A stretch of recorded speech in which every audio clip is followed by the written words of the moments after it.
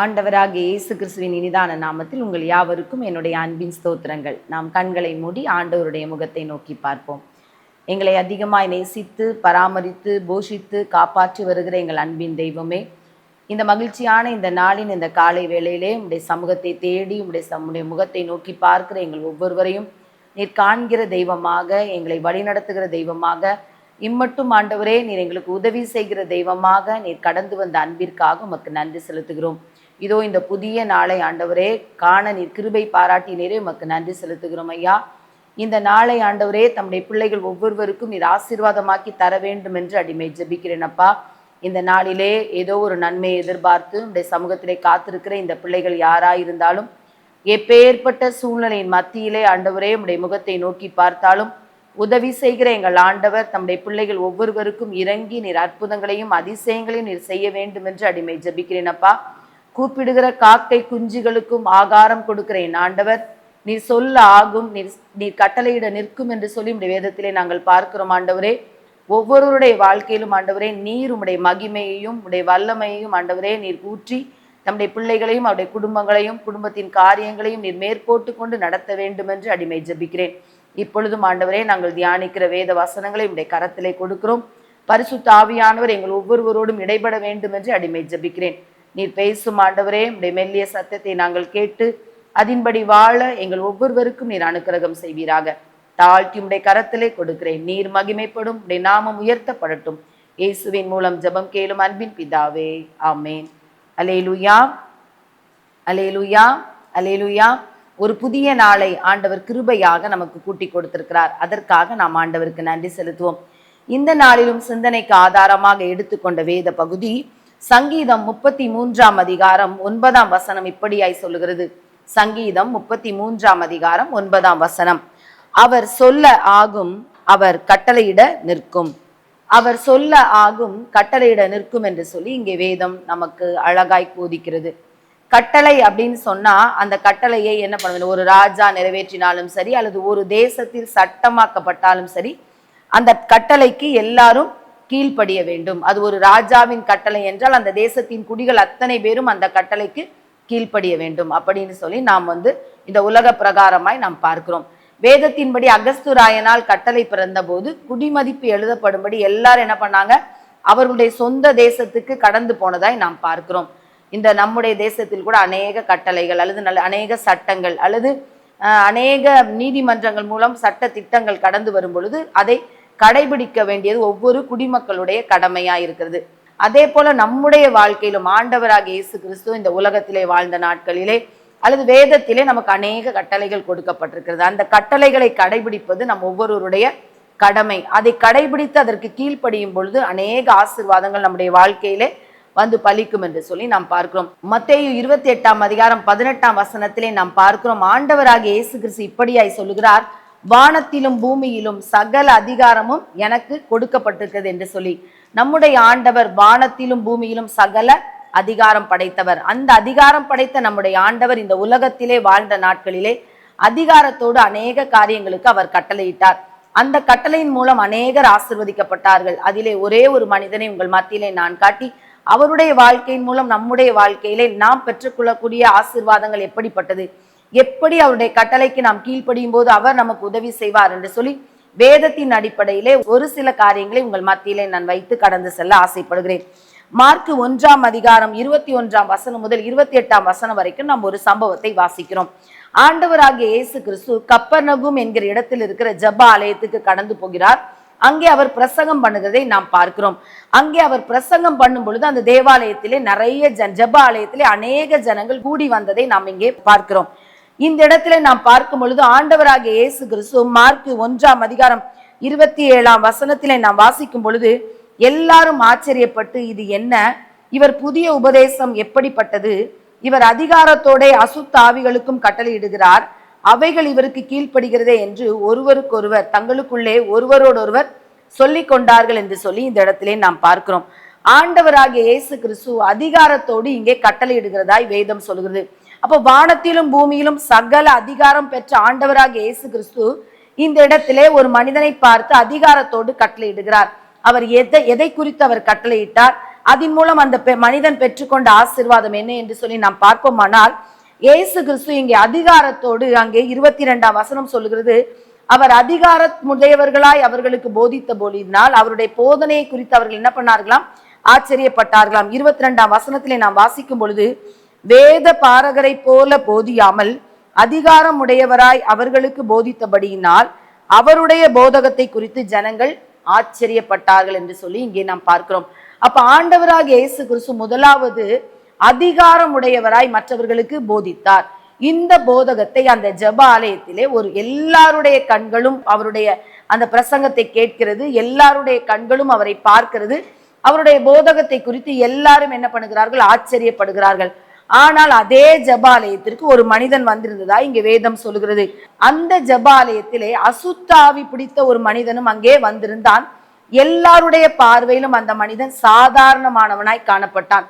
வருஷந்தோறும் அல்லது மாதந்தோறும் வாரந்தோறும் கூடுகிற அந்த ஓய்வு நாளிலே வேதபாரர்கள் பிரசங்கிக்கிற எல்லா பிரசங்கத்தையும் இந்த மனிதன் கேட்டு கொண்டிருந்தான். ஆனால் அப்பொழுது இவருடைய எந்த ஒரு மாற்றமும் வரவில்லை. ஆனால் அதிகாரம் உடையவராய் ஆண்டவராக இயேசு கிறிஸ்துவினுடைய வாயிலிருந்து வார்த்தைகள் புறப்பட்டு வந்த பொழுது இந்த அசுத்தாவி பிடித்த இந்த மனிதனால் அந்த ஜெபாலயத்திற்குள் இருக்க முடியவில்லை. வேதம் சொல்லுகிறது, அவன் ஆண்டவராக இயேசு கிறிஸ்துவை பார்த்து இப்படியாய் சொல்லுகிறான், ஐயோ நசரேனாகிய இயேசுவே, எங்களுக்கும் உமக்கும் என்ன? எங்களை கெடுக்கவா வந்தீர்? உம்மை இன்னார் என்று அறிவேன், நீர் தேவனுடைய பரிசுத்தர் என்று சத்தமிட்டான் என்று சொல்லி இங்கே நாம் பார்க்கிறோம். அப்ப பரிசுத்தமுள்ள ஒரு ஆண்டவர் இருக்கிற இடத்திலே அசுத்தாவிக்கு இடமில்லை என்பதை நாம் இங்கே ஆணித்தரமாக காண்கிறோம். ஏனென்றால் வேதம் சொல்லுகிறது, இந்த அசுத்தாவியுள்ள மனிதன் அந்த ஜெபாலயத்திலே இருக்கிறான். ஆனால் பரிசுத்தமுள்ள ஆண்டவருடைய வாயிலிருந்து அதிகாரமுள்ள வார்த்தைகள் புறப்பட்ட பொழுது இந்த அசுத்தாவியினால் அந்த மனிதனுக்குள் இருக்க முடியவில்லை.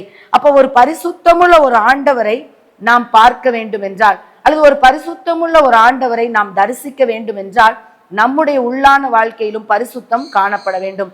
அசுத்தம் நமக்குள்ளே காணப்படாது. ஒரு மனிதனுக்குள்ளே பரிசுத்த ஆவியானவர் அல்லது பரிசுத்தமுள்ள ஆண்டவர் வாசம் பண்ண வேண்டும் என்றால், அந்த மனிதனுடைய இருதயத்துக்குள் இருந்து அல்லது அந்த மனிதனுடைய வாழ்க்கையிலிருந்து அசுத்தாவி வெளியே போய்விடவே வேண்டும். ஆகையினால் தான் இந்த மனிதன் ஆண்டவராக இயேசு கிறிஸ்துவை பார்த்து இப்படியாய் சொல்லுகிறார், எங்களுக்கும் உமக்கும் என்ன? இத்தனை ஆண்டு காலமாய், எவ்வளவு ஆண்டு காலமாய் அந்த அசுத்தாவி அந்த மனிதனை பிடித்திருந்தது என்று நாம் வேதத்திலே சொல்லப்படவில்லை. ஆனால் அந்த மனிதனுக்குள் அது குடியிருந்து ஆண்டவராக இயேசு கிறிஸ்துவுடைய கிருபையும் சத்தியமும் நிறைந்த அந்த அதிகாரமுள்ள வார்த்தையை கேட்ட பொழுது அவனுக்குள்ள இருக்க முடியாதபடி அவன் சொல்லுகிறான், எங்களை கெடுக்கவா வந்தீர் என்று சொல்லி. ஆண்டவராக இயேசு கிறிஸ்து இந்த உலகத்திற்கு வந்தது யாரையும் கெடுப்பதற்காக அல்ல, இல்லையா? வேதம் சொல்லுகிறது, திருடன் திருடவும் கொல்லவும் அழிக்கவும் வருகிறானே அன்றி வேறொன்றுக்கும் வரான். நானோ அவைகளுக்கு ஜீவன் உண்டாயிருக்கவும் அந்த ஜீவன் பரிபூரணப்படவும் வந்தேன் என்று சொல்லி நம்முடைய ஆண்டவராக இயேசு கிறிஸ்து சொல்லுகிறார். ஆகையினால் ஒரு பிசாசானவன் ஒரு மனிதனை கொல்ல அல்லது அழிக்க அல்லது அந்த ஒரு குடும்பத்தை கெடுக்க தான் இந்த உலகத்திற்கு வந்திருக்கிறான். இதுதான் பிசாசின் கிரியை. அப்ப பிசாசின் கிரியை என்பது அசுத்தத்திலே மனிதர்களை நடத்துவது, அசுத்தத்துக்கு நேராய் மனிதர்களை திசை திருப்புவதுதான் இன்றைய காலகட்டத்திலே பிசாசின் கிரியையாய் இருக்கிறது. ஆனால் நம்முடைய ஆண்டவர் பரிசுத்தர். வேதம் சொல்லுகிறது, உங்களை அழைத்தவர் பரிசுத்தராய் இருக்கிறது போல நீங்கள் உங்கள் நடக்கைகள் எல்லாவற்றிலும் பரிசுத்தராய் இருங்கள் என்று சொல்லி இன்றைக்கு ஆண்டவரை தொழுது கொள்ளுகிறோம், ஆண்டுடைய பிள்ளைகள் என்று சொல்லுகிறோம். ஆனால் நம்மிடத்திலே ஆண்டவர் விரும்புகிற பரிசுத்தம் காணப்படுகிறதா? அப்ப கர்த்தருடைய வார்த்தை ஒரு வீட்டுக்குள் கடந்து வரும் பொழுது அல்லது ஒரு மனிதனுடைய வாழ்க்கைக்குள் கடந்து வரும் பொழுது அல்லது ஒரு மனிதனுடைய இருதயத்துக்குள் கடந்து வரும் பொழுது அவன் எப்படிப்பட்டவனாய் மாறுகிறான்? புது சிருஷ்டியாய் மாறுகிறான் என்று சொல்லி இங்கே நாம் பார்க்கிறோம், இல்லையா? இந்த மனிதன் அவரை பார்த்து சொல்லுகிறான், எங்களை கெடுக்கவா வந்தீர்? நீர் இன்னார் என்று அறிந்திருக்கிறேன், நீர் தேவனுடைய பரிசுத்தர், இல்லையா? அப்ப அந்த பிசாசுக்கு தெரிகிறது இவர் பரிசுத்தமுள்ள ஒரு ஆண்டவர் என்று. இன்னைக்கு ஆண்டவருடைய பிள்ளைகள் என்று சொல்லுகிறோம், நல்லதுதான். ஒழுங்காய் ஆலயத்திற்கு போகிறோம், நல்லதுதான். ஆண்டோடைய வார்த்தையை கேட்கிறோம், நல்லதுதான். ஆனால் நம்மால் அறிக்கையிட முடிகிறதா நம்முடைய ஆண்டவர் பரிசுத்தர் என்று சொல்லி? ஒரு அசுத்தத்தில் இருந்த ஒரு மனிதன் இப்பொழுது ஒரு பரிசுத்தமுள்ள ஆண்டவருடைய வார்த்தையை கேட்ட பொழுது அவன் சுத்திகரிக்கப்படக்கூடிய ஒரு சூழ்நிலை அங்கே வருகிறது என்று அறிந்த பொழுது பிசாசினால் அவனுக்குள் குடியிருக்க முடியவில்லை. அவன் அறிக்கையிடுகிறான், நீ பரிசுத்தர் என்று சொல்லி. அவன் ஒரு அசுத்தமுள்ள ஒரு மனிதன், என் ஆண்டவரை பரிசுத்தமுள்ளவர் என்று சொல்லி அறிக்கையிட்டதனால் தான் ஆண்டவர் அவனை பார்த்து சொல்லுகிறார், நீ பேசாமல் இவனை விட்டு புறப்பட்டு போ என்று சொல்லி அங்கே அதிகாரத்தோடு அவனை கட்டளையிடுகிறதை நாம் பார்க்கிறோம். இன்றைக்கு ஆண்டவருடைய சத்தியத்தை கேட்டுக்கொண்டிருக்கிற என் அன்பு சகோதரனே, என் அன்பு சகோதரியே, ஒருவேளை பிசாசின் அடிமைத்தனத்தினால் ஏதோ ஒரு பாவத்துக்கு அடிமையாகி விடுவிக்க முடியாத சூழ்நிலையோடு ஆண்டவருடைய சமூகத்திலே அமர்ந்து இந்த வார்த்தையை கேட்டுக்கொண்டிருக்கிறீர்களோ, உங்களை பார்க்கிற ஒரு ஆண்டவர் உங்கள் நடுவிலே கடந்து வந்திருக்கிறார். அந்த தேவாலயத்தில் அவர் அதிகாரமுடையவராய் பிரசங்கித்த பொழுது, இந்த அசுத்தாவி உள்ள மனிதன் அந்த இடத்துல இருந்த பொழுது, என் ஆண்டவருடைய வார்த்தை அந்த மனிதனுக்குள் இருந்த பிசாசு அவனை விட்டு கடந்து போவதற்கு தக்கதாக அவருடைய வார்த்தை அங்கே அதிகாரம் உள்ளதாய் அங்கே புறப்பட்டு போனதை நாம் பார்க்கிறோம். அந்த அதிகாரம் உள்ள இந்த ஆண்டவருடைய வார்த்தையை கேட்கிற உங்களுடைய வாழ்க்கையிலே எப்பேற்பட்ட பிசாசின் கட்டுகள் இருந்தாலும், அசுத்தாவின் கிரியைகள் உங்களை ஆட்கொண்டிருந்தாலும், ஒருவேளை பொல்லாத பாவ பழக்க வழக்கங்கள், குடி, இல்ல வேறு விதமான அநேக உலகத்தை ஆட்கொள்ளுகிற பாவ பழக்கங்கள் உங்களையும் உங்களுடைய குடும்பத்தின் பிள்ளைகளையும் இருக்குமானால், இந்த நாளிலே ஆண்டுடைய சமூகத்திலே, ஆண்டவரே நீர் எங்களை கெடுப்பதற்காக வரவில்லை, இந்த பிசாசின் கிரியை என்னை கெடுத்து என்னுடைய குடும்பத்தை அல்லங்கோலமாக்கி என்னுடைய வேதனையின் மத்தியிலே, துக்கத்தின் மத்தியிலே, பாடுகளின் மத்தியிலே, கண்ணீரின் மத்தியிலே கடந்து போக வைத்திருக்கிறது. நீர் அதிகாரமுள்ள ஒரு ஆண்டவர். ஒரு விசையா எனக்கு கட்டளையிடுவீராக. என்னை அல்லது என்னுடைய குடும்பத்தை ஆட்கொண்டிருக்கிற இந்த அசுத்தாவின் கிரியைகள் இயேசு கிறிஸ்துவின் நாமத்தினாலே என் குடும்பத்தை விட்டு கடந்து போவதாக என்று சொல்லி நீங்கள் அறிக்கையிட்டு ஜெபிப்பீர்களானால் அன்றைக்கு கட்டளை கொடுத்த ஆண்டவர். ஏனென்றால் அந்த அதிகாரத்தை இன்றைக்கு உங்களுடைய கரங்களிலே அவர் கொடுத்திருக்கிறார். அங்கே வேதம் சொல்லுகிறது, அவர் அதிகாரத்தோட அசுத்த ஆவிகளுக்கும் கட்டளை இடுகிறார், அவைகளும் இவருக்கு கீழ்ப்படுகிறதே என்று ஒருவர் சொல்லி கொண்டார்களாம். இன்றைக்கு இந்த தேவ செய்தியை கேட்டுக்கொண்டிருக்கிற என் அன்பு சகோதரனை, என் அன்பு சகோதரியே, என் ஆண்டவர் படைத்த அத்தனை படைப்புகளுக்கும் அவர் கட்டளை கொடுக்கிறார். அந்த கட்டளைகளுக்கு அவைகள் என்ன பண்ணுகிறதா? கீழ்ப்படுகிறதாம். இங்கே பாருங்கள், பிசாசுகள் கூட என் ஆண்டவருக்கு நடுங்கி அவருக்கு கீழ்ப்படுகிறதை இந்த இடத்திலே நாம் பார்க்கிறோம். அசுத்தாவியை இவனை விட்டு வெளியே போ, நீ பேசாதே என்று சொல்லி அவர் கட்டளை கொடுத்த பொழுது, அந்த அதிகாரம் உள்ள அந்த கட்டளைக்கு அந்த பிசாசுகள் நடுங்கி அவனை அலைக்கழித்து அது ஓடி போனதா இங்கே வேதம் நமக்கு சுட்டி காட்டுகிறதை நாம் பார்க்கிறோம். இது மாத்திரமா? வானத்தையும் பூமியையும் படைத்த ஆண்டவர் சகலத்தையும், இல்லையா, அவருடைய படைப்புகள் எல்லாம் அவருக்கு கீழ்ப்படுகிறதை நாம் வேதத்திலே ஆதியாகமம் முதல் வெளிப்படுத்துதல் வரைக்கும் நாம் என்ன பண்ணுகிறோம்? நாம் பார்க்கிறோம். அப்ப படைப்புகள் ஆண்டவருக்கு கீழ்ப்படியும் பொழுது, அவரால் படைக்கப்பட்ட நீங்களும் நானும் ஆண்டவருக்கு எப்படியாய் கீழ்ப்படுகிறோம், இல்லையா? நாம் சற்று யோசித்து பார்ப்போம். யோபுவிலே நாம் வாசிக்கும் பொழுது ஆண்டவர் சொல்லுகிறார், கடலையும் பார்த்து, சமுத்திரத்தை பார்த்து, அதன் அலைகளை பார்த்து, இம்மட்டும் வா, மிஞ்சி வராதே, உன் அலைகளின் பெருமை இதோடு அடங்க கடவது என்று சொல்லும் பொழுது, அந்த கட்டளைக்கு அந்த சமுத்திரமும் அதிலிருந்து கடந்து வருகிற அலைகளும் கீழ்ப்படுகிறதாய் நாம் வேதத்திலே வாசிக்கிறோம், இல்லையா? அங்கு யோசுவா என்கிற ஒரு தேவ மனிதனை ஆண்டவர் பயன்படுத்தி, சூரியனே நீ கிபியோன் மேலும், சந்திரனே நீ ஆயலோன் பள்ளத்தாக்கின் மேலும் தரித்து நில் என்று சொல்லி அங்க என்ன பண்ணுகிறது? கட்டளை பிறக்கிறதை நாம் பார்க்கிறோம். அப்படியே சூரியனும் சந்திரனும் என்ன பண்ணினது? ஒரு பகல் வரைக்கும் அப்படியே நடு வானிலே தரித்து நின்றதாய் வேதம் நமக்கு சொல்லுகிறது, இல்லையா?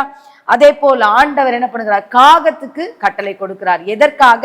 ஒரு தேவ மனிதன், எலியா என்கிற மனிதன், அந்த கேரி தாற்றண்டையிலே அவன் படுத்திருந்த பொழுது அவனை போஷிக்கும்படியாக ஆண்டவர் யாருக்கு கட்டளை கொடுக்கிறார்?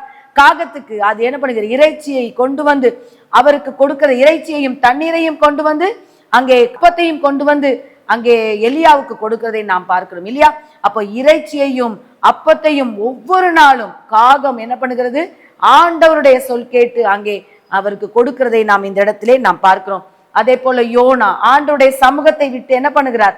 அவர் நினிவேக்கு போகிறது பதிலாய் தர்ஷீஷுக்கு கப்பல் ஏறுகிறதை நாம் பார்க்கிறோம், இல்லையா? தர்ஷீஷுக்கு அவர் கப்பல் ஏறி போகும்போது ஆண்டவர் என்ன பண்ணுகிறார்? ஒரு காற்றை அனுப்புகிறார், இல்லையா? அது கப்பலை என்ன பண்ணுகிறது? அசைக்கிறது. அப்போ அந்த காற்றுக்கும் ஆண்டவர் தான் என்ன பண்ணுகிறார்? கட்டளை கொடுக்கிறார். அங்கிருந்து யோனா சமுத்திரத்திலே போடப்படும் பொழுது வேதம் சொல்லுகிறது, ஆண்டவர் அவனை விழுங்கும்படியாக ஒரு மீனுக்கு கட்டளை கொடுக்கிறார். அந்த மீன் என்ன பண்ணுகிறது? அவருடைய சத்தத்துக்கு கீழ்ப்படுகிறது. மூன்றாவது நாளிலே ஆண்டவர் சொல்லுகிறார், நீ அதை என்ன பண்ணு, நீ அவனை கக்கி விடு என்று சொல்லி அதற்கு கட்டளை கொடுக்கிறார். அப்படியே பாதுகாத்து கர்த்தர் என்ன சொன்னாரோ அதற்கு அப்படியே கட்டளையிட்டு என்ன பண்ணுகிறார்? அவருடைய படைப்பு அவர் சொல் கேட்டு அப்படியே யோனாவை என்ன பண்ணுகிறது? அது மீன் என்ன பண்ணுகிறது? வெளியே கக்குகிறதை நாம் பார்க்கிறோம். அதே போல அந்த நினிவே பட்டணத்திலே ஆண்டவர் ஒரு ஆமணக்கு செடி என்ன பண்ணுகிறார்? முளைக்க பண்ணுகிறார், இல்லையா? அது அவருடைய சொல் கேட்டு ஒரே ராத்திரியில அந்த ஆமணக்கு செடி முளைக்கிறது. அங்கே ஆண்டவர் ஒரு பூச்சிக்கு கட்டளை இடுகிறதை நாம் பார்க்கிறோம், இல்லையா?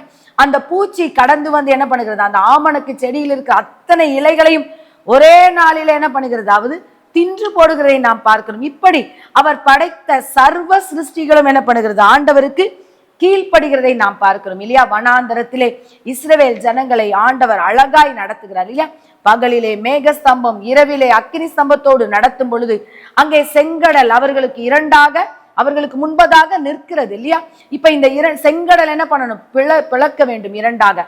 அப்ப அதற்கு ஆண்டவர் என்ன பண்ணுகிறார், ஒரு கீழ்காற்றை என்ன பண்ணுகிறார் அங்கே அனுப்பி அந்த முழுவதும் அவை ஆண்டவருக்கு கீழ்ப்படிந்து என்ன பண்ணுகிறது, செங்கடலை இரண்டாக பிளக்கிறதை நாம் பார்க்கிறோம். அங்கே வனாந்தரத்திலே நாம் பார்க்கும் பொழுது அவங்க எல்லாம் காடைகள் இறைச்சியை கேட்கிறார்கள். ஆண்டவர் சொல்லுகிறார், முழுவதும் விடியற்காலத்திலே இல்லையா ஃபுல்லா காற்றடித்து அந்த காற்று என்ன பண்ணுகிறது, காடைகளை கொண்டு வந்து அங்கே தம்முடைய ஜனங்களுக்கு போடுகிறதை நாம் பார்க்கிறோம். இப்படி சர்வ சிருஷ்டியும் ஆண்டவருடைய சொல் கேட்டு கீழ்ப்படுகிறதை நாம் பார்க்கிறோம். இன்றைக்கு ஆண்டவரால் படைக்கப்பட்ட இல்லையா. தாய் வேதம் சொல்லுகிறது, தாயின் கருவிலை நீங்கள் உருவாவதற்கு முன்னே நம்மை பெயர் சொல்லி ஆண்டவர் என்ன பண்ணுகிறார், அறிந்திருக்கிறார், அழைத்திருக்கிறார் இல்லையா. நிறைய பேர் இந்த உலகத்திலே நாம் பார்க்கும் பொழுது தாயுனை கர்ப்பத்திலே அவர்கள் உருவாகும் பொழுதே அநேகர் நம்ம கருவிலே சிதைந்து போகிறதை நாம் பார்க்கிறோம். மாத கணக்கிலே நின்று சிதைந்து போகிறதை நாம் பார்க்கிறோம், அல்லது பிறந்து இறந்து போகிறதை நாம் பார்க்கிறோம். ஆனால் ஆண்டவர் உங்களையும் என்னையும் தாயின் கருவிலை நாம் தோன்றின நேரம் முதல் அவர் நம்மை பாதுகாத்து, நம்மை பராமரித்து, நம்மை போஷித்து, நம்மை உடுத்துவித்து நாளொரு மேனியும் பொழுதொரு வண்ணமாய் அவர் என்ன பண்ணுகிறார், நம்மை அழகாய் நம்மை காப்பாற்றி வருகிறார் இல்லையா. அந்த நம்மை படைத்த நம்முடைய ஆண்டவருக்கு நாம் கீழ்ப்படுகிறோமா, நம்மை நாமே சற்று ஆராய்ந்து பார்ப்போம். நம்முடைய ஆண்டவர் எப்படிப்பட்டவர், அவர் சகல அதிகாரம் உள்ளவர், அவர் எல்லாவற்றையும் வார்த்தையினால் உருவாக்கினார் என்று சொல்லி சங்கீதம் 33ஆம் அதிகாரத்திலே நாம் வாசிக்கிறோம் இல்லையா. அவர் வார்த்தையினால் எல்லாவற்றையும் உருவாக்குகிறார். வானங்களும் அதனுடைய சர்வ சேனைகளும் ஆண்டவருடைய வார்த்தையினால் உருவாக்கப்பட்டதாய் இங்கே 33ஆம் சங்கீதம் 6ஆம் வசனம் இப்படியாய் சொல்லுகிறது, கர்த்தருடைய வார்த்தையினால் வானங்களும் அவருடைய வாயின் சுவாசத்தினால் அவைகளின் சர்வ சேனையும் உண்டாக்கப்பட்டது என்று சொல்லி நாம் பார்க்கிறோம் இல்லையா. அப்படி உண்டாக்கப்பட்ட இந்த சர்வ சேனைகளும் ஆண்டவருக்கு கீழ்ப்படுகிறது இல்லையா. அவருடைய சாயலின்படி, அவருடைய ரூபத்தின்படி, அவர் சொந்த ஜனமாய் இருக்கும்படி ஆண்டவர் உங்களையும் என்னையும் தம்முடைய சாயலின்படி படைத்தாரே. அந்த சாயலால் படைக்கப்பட்ட நாம் எப்படிப்பட்டவர்களாய் காணப்படுகிறோம், அவருடைய வார்த்தைக்கு கீழ்ப்படுகிறோமா? அன்றைக்கு அசுத்தாவிகளுக்கு என் ஆண்டவர் கட்டளை கொடுத்தார், அவைகள் என் ஆண்டவருக்கு கீழ்ப்படிந்தது இல்லையா. அண்ட சராசரங்களுக்கும் அவர் கட்டளை கொடுத்தார், அவைகள் ஆண்டவருடைய வார்த்தைக்கு கீழ்ப்படிந்தது. இங்கே வேதம் சொல்லுகிறது, லூக்காவிலே நாம் வாசிக்கும் பொழுது, லூக்கா 4ஆம் அதிகாரம் 39ஆம் வசனத்தை நாம் வாசிக்கும் பொழுது, ஆண்டவராக இயேசு கிறிஸ்து பேதுருவின் வீட்டுக்கு கடந்து போகிறதை நாம் பார்க்கிறோம். அங்கே போகும்போது அவருடைய மாமி இல்ல சுகவீனமாய் அங்கே படுக்கையில படுத்திருந்ததை நாம் பார்க்கிறோம். வேதம் சொல்லுகிறது, ஆண்டவர் அவருடைய ஜுரம் நீங்கும்படியாக கட்டளையிட்டாராம் இல்லையா. அப்போ ஒரு மனிதனுடைய சரீரத்திலே ஒரு வியாதி வரும் பொழுது அந்த வியாதி நீங்க கூட ஆண்டவர் கட்டளையிடுவார் என்று சொல்லி நாம் வேதத்திலே வாசிக்கிறோம். அப்போ ஆண்டவர் கட்டளையிடும் பொழுது எப்பேற்பட்ட வியாதி ஆனாலும், எப்பேற்பட்ட சூழ்நிலை ஆனாலும் அவரால் மாற்ற அவரால் கூடும். அவர் எதினால், தம்முடைய வார்த்தையினால், தம்முடைய வார்த்தையை அனுப்பி அவர் அற்புதத்தையும் அதிசயத்தையும் அவர் செய்கிறதை நாம் இங்கே பார்க்கிறோம் இல்லையா. ஆதியாகமம் 6ஆம் அதிகாரம் 22ஆம் வசனம், ஆதியாகமம் 7ஆம் அதிகாரம் 5ஆம் வசனத்தை நாம் வாசிக்கும் பொழுது வேதம் இப்படியாய் சொல்லுகிறது, நோவா என்கிற பரிசுத்தவான் இல்லையா, ஆண்டவரால் முன்னறிவிக்கப்பட்டு ஆண்டவருக்கு பிரியமாய் வாழ்ந்து தன் காலத்தில் வாழ்ந்தவர்களுக்குள்ளே நீதிமானாய் வாழ்ந்த ஒரு மனிதன், உத்தமனாய் வாழ்ந்த ஒரு மனிதன் இல்லையா. வேதம் அப்படிதான் நோவாவை குறித்து சொல்லுகிறது. ஆதியாகமம் 6ஆம் அதிகாரம் 9ஆம் வசனத்திலே, நோவா தன் காலத்தில் இருந்தவர்களுக்குள்ளே நீதிமானும் உத்தமனுமாய் இருந்தான், நோவா தேவனோட சஞ்சரித்து கொண்டிருந்தான் என்று சொல்லி. இப்ப ஆண்டவருடைய பிள்ளைகளாய் இருக்கிற நாம் நம்முடைய வாழ்க்கையிலே தேவனோடு சஞ்சரிக்கிற அனுபவம் காணப்படுகிறதா? நம்மை நாமே ஆராய்ந்து பார்ப்போம். தேவனோடு சஞ்சரிக்கிற மனிதனுக்கு தான் ஆண்டவர் எதை கொடுப்பார்? கட்டளைகளை கொடுப்பார். தேவனோடு சஞ்சரிக்கிற மனிதரால் மாத்திரம்தான் கட்டளைகளையும் நியமங்களையும் கடைபிடிக்க முடியும். இங்கே நோவா ஒரு நீதிமானாய், ஒரு உத்தமனாய், தேவனோடு சஞ்சரிக்கிறவனாய் இருந்தபடியினால் ஆண்டவர் அவருக்கு ஒரு கட்டளை கொடுக்கிறார் இல்லையா? நீர் கொப்பேர் மரத்தால் ஒரு பேழையை உண்டு பண்ணி என்று சொல்லி கர்த்தர் என்னென்ன திட்டத்தின்படி எப்படியெல்லாம் அந்த பேழை எவ்வளவு நீளம் இருக்க வேண்டும், எவ்வளவு அகலம் இருக்க வேண்டும், எவ்வளவு முழம் உயரம் இருக்க வேண்டும் என்று சொல்லி ஆண்டவரிடத்தில் கேட்டு கேட்டு அங்கே நோவாவும் அவருடைய குடும்பத்தாரும் அந்த பேழையை உருவாக்குகிறதை நாம் பார்க்கிறோம். அதை தொடர்ந்து ஆண்டவர் சொல்லுகிறார், இந்த உலகத்தில் இருக்கிற எல்லா ஜீவராசிகளிலும் ஜோடு ஜோடாக நீ அந்த பேழைக்குள்ளே பிரவேசிக்க பண்ணு என்று சொல்ல பொழுது அப்படியே கர்த்தருடைய வார்த்தைக்கு அவர் கீழ்ப்படிந்ததை நாம் இங்கே பார்க்கிறோம். இங்கே ஆதியாகமம் 6ஆம் அதிகாரம் 22ஆம் வசனத்திலே நாம் வாசிக்கும் பொழுது நோவா அப்படியே செய்தான், தேவன் தனக்கு கட்டளையிட்டபடி எல்லாம் அவன் செய்து முடித்தான் என்று சொல்லி இங்கே பார்க்கிறோம் இல்லையா? அப்போ நோவா தன் காலத்தில் வாழ்ந்த மனிதர்களுக்குள்ளே நீதிமானாய் மாத்திரமல்ல, உத்தமனாய் மாத்திரமல்ல, தேவனோடு சஞ்சரிக்கிற மனிதனாய் காணப்பட்டபடியினால் அவன் தேவன் என்னவெல்லாம் கட்டளையிட்டாரோ அதையெல்லாம் செய்து முடித்தான். அதே ஆதியாகமம் 7ஆம் அதிகாரம் 5ஆம் வசனத்திலும் இப்படியாய் சொல்லுகிறது, நோவா கர்த்தர் தனக்கு கட்டளையிட்டபடி எல்லாம் செய்தான் இல்லையா? அப்போ ஒரு மனிதன் நீதிமானாய் உத்தமனாய் வாழும் பொழுது மாத்திரம்தான் ஆண்டவருடைய கட்டளையின்படி என்ன பண்ண முடியும், வாழ முடியும். அப்படி ஆண்டவருடைய கட்டளையின்படி நடந்தபடியினால் ஆண்டவர் என்ன செய்தார் தெரியுமா? நோவாவையும் அவனுடைய மனைவியையும் கர்த்தர் அவனுக்கு கொடுத்த மகன்கள் 3 மகன்கள் மருமகள்களையும் ஆண்டவர் அந்த பேழைக்குள்ளே என்ன பண்ணினார், அனுப்பி அவர் கதவை சாத்தினதாய் வேதம் சொல்லுகிறது இல்லையா? அப்ப அவருடைய பிள்ளைகள் என்று சொல்லுகிற நாம் அவருடைய கட்டளைகளின்படி அவருடைய கட்டளைக்கு கீழ்ப்படிந்து வாழும்போது மாத்திரம்தான் ஆண்டவருடைய பாதுகாப்பு நம்மையும் நம்முடைய குடும்பங்களையும் மூடும். இல்லை என்றால் நம்மால் என்ன பண்ண முடியும், ஆண்டவருடைய பிள்ளைகள் என்று சொல்லி அவருடைய வார்த்தைக்கு கீழ்ப்படியாதபடி மனம் போனபடி நாம் வாழ்வோமானால் நம்மால் ஒன்றுமே செய்ய முடியாது என்பதை நாம் மறந்து போக வேண்டாம். அப்ப ஆண்டவருக்கு சர்வ அண்ட சராசரங்கள் கீழ்ப்படுகிறது போல இல்லையா, நாமும் கீழ்ப்படிய ஆண்டவர் நம்மிடத்திலே எதிர்பார்க்கிறார். அவருடைய கட்டளைகளின்படி அவருடைய நியமங்களின்படி நாம் என்ன பண்ண வேண்டும், அவருக்கு கீழ்ப்படுகிறவர்களாய் நாம் காணப்பட வேண்டும். நம்முடைய வாழ்க்கையை நாம் அவருக்கு அர்ப்பணிக்க வேண்டும். அங்கே யோசேப்பை குறித்து மத்தேயு 1ஆம் அதிகாரத்திலே 24ஆம் வசனத்தை நாம் வாசிக்கும் பொழுது யோசேப்பை நீதிமான் என்று வேதம் சொல்லுகிறது இல்லையா? ஆனால் மரியாளை குறித்து சொல்லப்பட்ட வார்த்தைகளை அவர் கேட்கும் பொழுது அவளை ரகசியமாய் தள்ளிவிட வேண்டும் என்று சொல்லி அவர் தீர்மானிக்கிறதை நாம் பார்க்கிறோம். ஆனால் தேவதூதன் அந்த நீதிமானோடு இடைப்பட்ட பொழுது கர்த்தருடைய வார்த்தை அவருக்கு கடந்து வந்த பொழுது அவர் அப்படியே கீழ்ப்படிந்ததாய் வேதம் சொல்லுகிறது. மத்தேயு 1ஆம் அதிகாரம் 24ஆம் வசனத்திலே யோசேப்பு நித்திரை தெளிந்து எழுந்து கர்த்தருடைய தூதன் தனக்கு கட்டளையிட்டபடியே தன் மனைவியை சேர்த்து கொண்டான் என்று சொல்லி நாம் இங்கே பார்க்கிறோம். அப்போ ஒரு நீதிமானாய் ஆண்டவருடைய பிள்ளையாய் இருக்கிறவர்களால் மாத்திரம்தான் ஆண்டவருடைய கட்டளைகளை என்ன பண்ண முடியும், கீழ்ப்படிய முடியும். இங்கே யோசேப்பு ரகசியமாய் தன்னுடைய மனதிலே நினைத்த காரியத்தை ஆண்டவர் பொறுப்படுத்தி நீ மரியாளை சேர்த்து கொள்ள ஐயப்படாதே இல்லையா? அப்போ ஆண்டவருடைய கட்டளையின்படியே என்ன பண்ணுகிறார், அவர் மரியாளை சேர்த்து கொண்டு ஆண்டவராகிய இயேசு கிறிஸ்துவை வளர்க்கிற ஒரு தகப்பனான் என்கிற ஒரு பாக்கியத்தை என்ன பண்ணினார், அவர் பெற்றுக்கொண்டார். எதினால், கர்த்தருடைய கட்டளைக்கு கீழ்ப்படிந்தபடினால். இன்றைக்கு ஆண்டவர் வேதத்திலே அநேக கட்டளைகள் நம்முடைய வாழ்க்கையிலே அவர் எழுதி வைத்திருக்கிறார் இல்லையா? யோவான் 13ஆம் அதிகாரம் 34-35ஆம் வசனத்தை நாம் வாசிக்கும் பொழுது வேதம் இப்படியாய் சொல்லுகிறது, நீங்கள் ஒருவரில் ஒருவர் அன்பாயிருங்கள், நான் உங்களில் அன்பாயிருந்தது போல நீங்களும் ஒருவரில் ஒருவர் அன்பாயிருங்கள் என்கிற புதிதான கட்டளையை உங்களுக்கு கொடுக்கிறேன். நீங்கள் ஒருவரில் ஒருவர் அன்புள்ளவர்களாய் இருந்தால் அதனால் நீங்கள் என்னுடைய சீஷர்கள் என்று எல்லாரும் அறிந்து கொள்வார்கள் என்று சொல்லி இங்கே பார்க்கிறோம். ஆண்டவராகிய இயேசு கிறிஸ்து இந்த உலகத்திலே வாழ்ந்த நாட்களிலே நமக்கு ஒரு புதிய கட்டளையை கொடுக்கிறார் இல்லையா? அவர் சொல்ல ஆகும், அவர் கட்டளையிட நிற்கும். அவர் என்ன கட்டளையிட்டாலும் அவர் நிற்கும். ஆனால் அவர் கட்டளையிட்ட அந்த கட்டளைகளின்படி நாம் வாழும் பொழுது அவர் கொடுக்கிற ஆசீர்வாதத்தை நாமும் என்ன பண்ணுவோம், சுதந்திரித்துக் கொள்வோம். அப்ப இங்க ஆண்டவர் சொல்லுகிறார், நீ முதலாவது ஒருவரில் ஒருவர் நீங்கள் அன்பாயிருந்தாலே அதனால் நீங்கள் யாரு, என்னுடைய சீஷர்கள் இல்லையா? இந்த உலகத்திலே நீங்களும் நானும் எதற்காக இயேசுவின் இரத்தத்தினால் கழுவப்பட்டோம், எதற்காக இயேசுவின் அவருடைய சொந்த பிள்ளையாய் நாம் அவர் நம்மை உருவாக்கி இருக்கிறார் என்றால் அவருடைய சீஷர்களாய் அவருடைய ராஜ்யத்தின் சுவிசேஷத்தை சுமந்து கொண்டு அவருக்கு சாட்சிகளாய் வாழும்படியாக அவருடைய நியமங்களையும் அவருடைய கட்டளைகளின்படி வாழ்ந்து அந்த நித்திய ராஜ்யத்துக்கு கடந்து போவதற்காகவே ஆண்டவர் உங்களையும் என்னையும் தாயின் கர்ப்பத்திலே தோன்று முன்மவே அவர் நம்மை பிரித்தெடுத்திருக்கிறார், அவை நம்ம அறிந்திருக்கிறார். அப்ப அவருடைய வார்த்தைக்கு கீழ்ப்படியக்கூடிய இருதயம் நம்மிடத்திலே காணப்படுகிறதா, நம்மை நாமே ஆராய்ந்து பார்ப்போம். ஒரு பிசாசு ஆண்டவருக்கு நடுங்கி கீழ்ப்படுகிறது. அவர் படைத்த அத்தனை படைப்புகளும் ஆண்டவராகிய இயேசு கிறிஸ்துவுக்கு கீழ்ப்படுகிறதை நாம் பார்க்கிறோம் இல்லையா? அவர் அந்த உலகத்திலே வாழ்ந்த நாட்களில் அவர் காற்றுக்கும் கடலுக்கும் என்ன பண்ணினார்? கட்டளை கொடுத்தார். சீஷர்கள் எல்லாரும் ஆச்சரியப்படுகிறார், இவர் யாரோ, இவர் காற்றுக்கும் கடலுக்கும் கட்டளை இடுகிறாரே, அவைகள் இவருக்கு கீழ்ப்படுகிறது இல்லையா? அப்ப அவர் படைத்த படைப்புகள் எல்லாம் ஆண்டவருக்கு கீழ்ப்படியும் பொழுது உங்களையும் என்னையும் தனக்கு சொந்தமாகும்படியாக அவருடைய பிள்ளை என்கிற அதிகாரத்தை கொடுத்து நீதிமானாய் ஆக்கி வைத்திருக்கிறாரே, அந்த நல்ல ஆண்டவருக்கு கீழ்ப்படுகிற இருதயம் நம்மிடத்திலே காணப்படுகிறதா? நாமே ஆராய்ந்து பார்ப்போம். நமக்கு கீழ்ப்படிதலை கற்றுக் கொடுக்கிற அந்த பரிசுத்த ஆவியானவர் இல்லையா? பாவத்தை குறித்தும் நீதியை குறித்தும் நியாய தீர்ப்பை குறித்தும் கண்டித்து உணர்த்துகிற பரிசுத்த ஆவியானவர் நமக்குள் வந்து வாசம் பண்ண அவர் ஆயத்தமாய் இருக்கிறார். நம்மை அழைத்த ஆண்டவர் பரிசுத்தர் இல்லையா?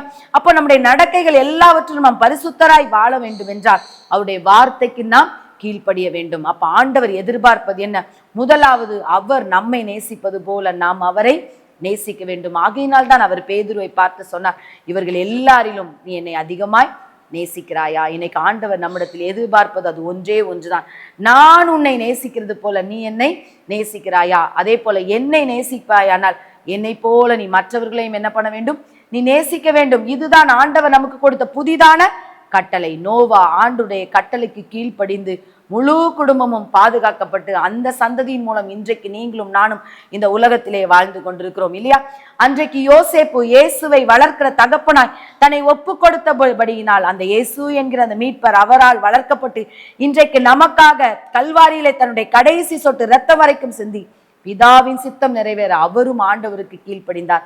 இன்றைக்கு இந்த தேவ செய்தியை கேட்டுக்கொண்டிருக்கிற என் அன்பு சகோதரனை, என் அன்பு சகோதரியை, நீங்கள் யாராயிருந்தாலும், நீங்கள் எப்பேற்பட்ட சூழ்நிலையின் மத்தியிலே இந்த நிகழ்ச்சியை நீங்கள் பார்த்து கொண்டிருந்தாலும் உங்களுக்கு உதவி செய்கிற ஒரு ஆண்டவர் உங்கள் நடுவிலே கடந்து வந்திருக்கிறார். வேதம் சொல்லுகிறது, அவர் சொல்ல ஆகும், அவர் கட்டளையிட நிற்கும். அவருடைய கட்டளைக்கு கீழ்ப்படிவோம். இந்த வேதத்தின்படி வாழ நம்மை ஒப்பு கொடுப்போம். கர்த்தர் நம்மை கொண்டு பெரிய காரியங்களை செய்வாராக. அப்படியே நாம் கண்களை மூடுவோம், தலைகளை தாழ்த்துவோம், ஆண்டவருடைய முகத்தை நோக்கி பார்ப்போம். பரலோகத்தின் பரிசுத்த பிதாவே, தேவரே, இந்த நாளிலும் அவர் கட்டளையிட நிற்கும் என்ற தலைப்பில் சகோதரியை கொண்டு நீர் பேசினீர். அங்கே நன்றி செலுத்துகிறோம், துதி செலுத்துகிறோம்.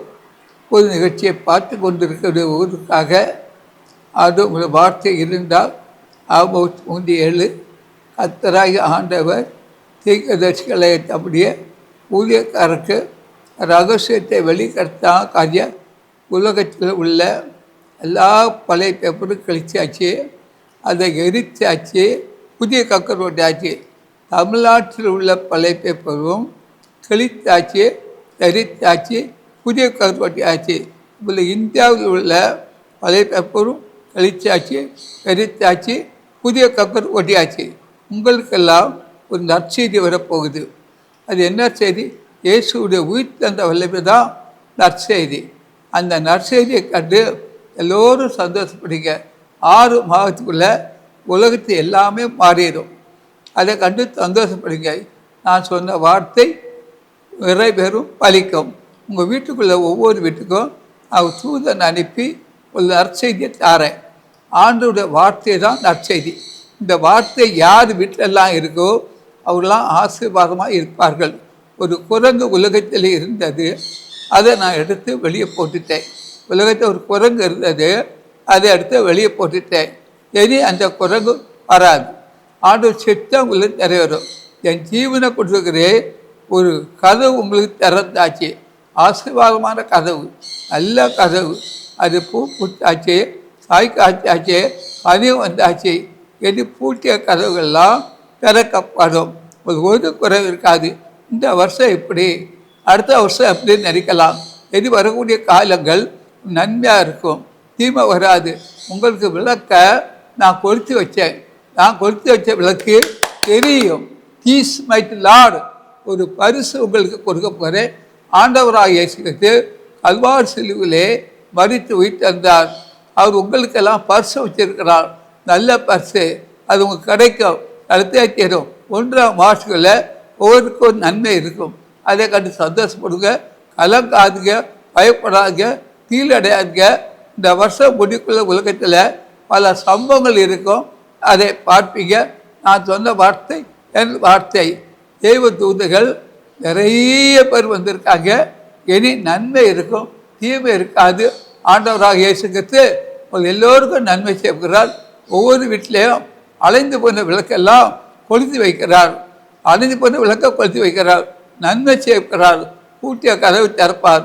எந்தெந்த ஆசீர்வாதம் உங்களுக்கு கிடைக்காமல் இருக்கோ அதெல்லாம் கிடைக்கும்.